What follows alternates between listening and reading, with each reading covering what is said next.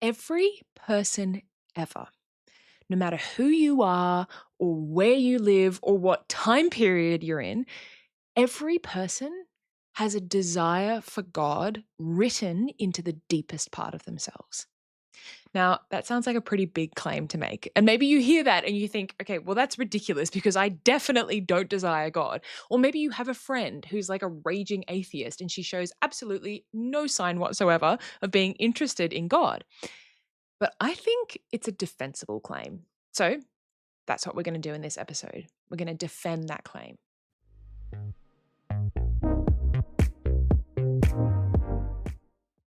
So, the Catechism of the Catholic Church says the following in paragraph 27. It says, "The desire for God is written in the human heart because man is created by God and for God." Now, note that the Catechism doesn't say that every person consciously desires God. So we might not explicitly recognize or be aware of that desire for God, but that doesn't mean that the desire isn't there. It isn't written somewhere in our hearts. Okay, so to understand what we mean when we say that every person has this desire for God, the first thing we need to do is understand what we actually mean when we say God. What does that word mean? Who is God? Is God like an old man in the sky with like a big white beard who sits on a cloud and like throws thunderbolts at people he doesn't like? Because if that's God, then yeah, it does sound pretty insane to say that every person desires him. I think there are very few people that desire that image of God. But that is not what the Catholic Church means when she says God. So in the book of Exodus, Moses encounters God in the form of a burning bush. And he asks him, "What is your name?" And God responds, "I am who I am." Another translation is, "I am who am." So what does that actually mean to say, "I am who am"? It sounds like nonsense. All right, think about it this way. Let's say that I tell you my name. I say, "I am Caitlin." Now, there are two parts to that statement. The first part, "I am," simply means that I exist. It's a statement of the fact that I exist. I am. And then when I add Caitlin, I am telling you about the particular way in which I exist. So I exist as Caitlin. And Caitlin has particular attributes, right? She has blonde hair and she's 5'9" and she has a tendency to quote Shrek in like inappropriate social situations. So that's the manner in which I exist. I exist as Caitlin. Now, let's return to God. When God says, "I am who am," he's basically saying, I exist, and the manner in which I exist is existence itself. So, in other words, God is not just one being among many. He's saying that he is being itself. God is the uncaused cause of all existence. Thomas Aquinas describes God as ipsum esse subsistens, fancy Latin term that just means the sheer act of being itself. Okay, so God is being, existence itself. Now, in the same way that I said earlier, that as Caitlin, I have particular attributes. Well, we can say something similar about God. Being itself has characteristics. So, what are those characteristics? What are the attributes of being? Well, if we want to understand the nature of being, of existence, a good place to start is by looking around at stuff that exists, thinking about what is the attribute of stuff that exists, and then extrapolating from that to figure out what the attributes of existence itself are. This is something that philosophers have been doing for thousands of years. The roots of the discussion can be found in Plato and Aristotle, and it was then developed by medieval thinkers like Thomas Aquinas And it continues today in the work of contemporary philosophers, people like Father Robert Spitzer or Etienne Gilson. Now, what these philosophers have done is they've all noticed that there are fundamental attributes or qualities that belong to everything that exists. So we call these qualities the transcendentals because they transcend individual beings, individual instances of being, and they actually belong to being itself. So anything that exists has these transcendental qualities to some extent. So traditionally, philosophers have identified a few of these transcendentals: unity, truth, and goodness. And then many later thinkers have also included beauty as one of the transcendentals. So we're going to go more deeply into these transcendentals in a later video. But for now, it's enough to say that philosophers have consistently argued that everything that exists possesses these qualities in some measure. All things are true. They are good. They possess unity. They are beautiful to some extent. Now, it's not that every single thing possesses those qualities perfectly or completely, but they're present in some form in all things that exist, like breadcrumbs.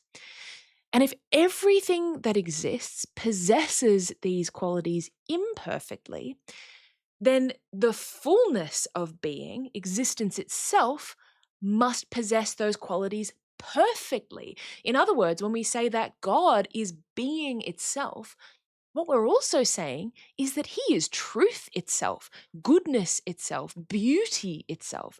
The fullness of being is also the fullness of truth and goodness and beauty.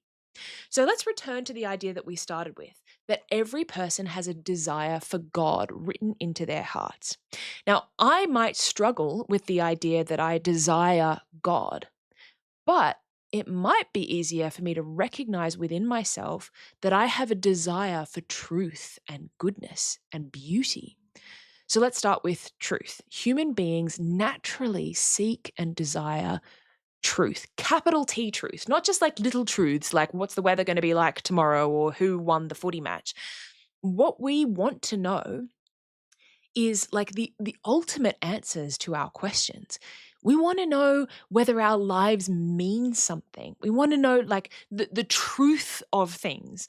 And we see this desire whenever we ask questions like, why am I here? Or what is the purpose of my life? Or what is the point of everything that I do? Okay, now maybe you don't sit around at home in like an armchair in a library smoking a pipe and contemplating the meaning of existence. But most people confront these questions at some point in their lives. Like maybe you turned 25 and had like a quarter life crisis, or you might have achieved something really significant or gotten to the peak of a career and suddenly turned around and been like, oh, I've achieved everything, but like, what was the point of all of this? So there's a short story that I really love by an author called Ted Chiang. He writes speculative science fiction. And in one of these stories, he imagines a device that proves to the user that life is meaningless. So if you use this device, you'll discover that life has no meaning. And in the story, any person who uses the device eventually wastes away and dies. It kills them because they cannot cope with the idea that life is meaningless. Now, as far as I'm aware, Ted Chiang is not a Christian. But when he explains his inspiration for writing this short story, he talks about how he began with this question: what is one idea that could kill someone? And this was the idea that he arrived at. The idea that life is ultimately meaningless. That's an idea that could kill us. And I think he's putting his finger on something real here, that human beings are constantly searching for ultimate truth and meaning. We don't just want answers, we want the answer. And Catholics would say that that desire for capital T truth ultimately points us towards God, who is truth itself. We see something similar in our desire for beauty. So think about the most beautiful thing you've ever seen. Maybe it was a piece of music that brought you to tears or a perfect sunset. Those experiences are often so strange because they're both satisfying and unsatisfying at the same time. Because in the moment when you experience that beautiful thing, it's like your cup has been filled to the brim. You just feel so perfectly happy. But then eventually that feeling fades and it kind of leaves you wanting more. Like, think about it. No one has ever stood in front of a perfect sunset and gone, well, that's it. That's beauty. I've experienced beauty now, and I never need to see anything beautiful ever again. No, of course not.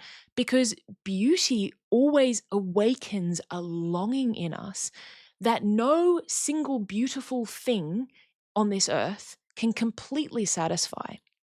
And as Catholics, we would say that that's because every beautiful thing on this earth is only a reflection of the fullness of beauty itself. It's like an echo that's coming to us through some mountains.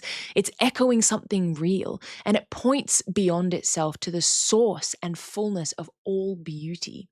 In other words, it points us towards God. Now, imagine what would happen if all of these deepest longings of your heart were finally fulfilled. Imagine if your search for truth came to an end because you found the answer to all of your questions. Imagine if you could contemplate the fullness of beauty and goodness and truth and possess them forever. That would make us pretty happy, right? Well, this is something that Thomas Aquinas pointed out, that when we talk about God, we're talking about truth and goodness and beauty, but we're also talking about the ultimate fulfillment of every human desire. We're talking about what Aquinas called beatitude, i.e., true and perfect happiness. So, this is another kind of sign of the desire for God that we see in our hearts, our search for happiness, ultimate happiness. Now, this is going to be a pretty big claim, but bear with me. Pretty much every human action is motivated by the desire to be happy. We do things because we want to be happy. Let's think about it. Why do we pursue careers? Why do we pursue relationships? Well, because we ultimately think that they're going to make us happy. We pursue money and success and comfort and travel and pleasure and friendship and achievements because we're seeking happiness. And yet, no matter how much like those things might make us happy to some extent, that satisfaction is never complete, right? And it never seems to last permanently. We always find ourselves wanting something more. So C.S. Lewis famously wrote, "If I find in myself a desire which no experience in this world can satisfy, the most probable explanation is that I was made for another world." So this is often called the argument from desire. The point that C.S. Lewis is making is that every natural human desire corresponds to something real. So we desire food because there is such a thing as food. We feel thirst because water exists. And we feel in the same way this deep desire for truth, goodness, and beauty and happiness because those things exist. And the name that we give to the fullness of truth and goodness and beauty is God. Now, at this point, you might be thinking, like, okay, point taken. Some people do desire truth and goodness and beauty. But can we say that everyone desires those things? I mean, surely there are plenty of people in the world who don't really care about the truth. And they're not really seeking beauty. They have no interest in seeking the fullness of goodness and beauty. So we can't really say that everyone has this desire written on their hearts. Well, in response to that objection, I would say just because you have deadened your appetites, that does not mean you don't have them. Okay, so what do we mean by that? Well, I'm going to illustrate that point with a story. So when I was 18, I moved out of my parents' home. And for the first time in my life, I was allowed to eat whatever I wanted. No one could tell me what to do, and no one was making my meals for me. So I basically took full advantage. I started eating like a 5-year-old at a birthday party. I was eating ice cream for breakfast. I had 2-minute noodles for lunch. I genuinely thought that a packet of jelly beans was like an appropriate mid-morning snack. And I was basically constantly snacking on sugary food that had like no nutritional value. But because I was constantly snacking, I never actually felt hungry. And if you'd asked me at that point if I was satisfied by the food I was eating, I would have been like, heck yeah, I am so satisfied. I'm not hungry. This is great.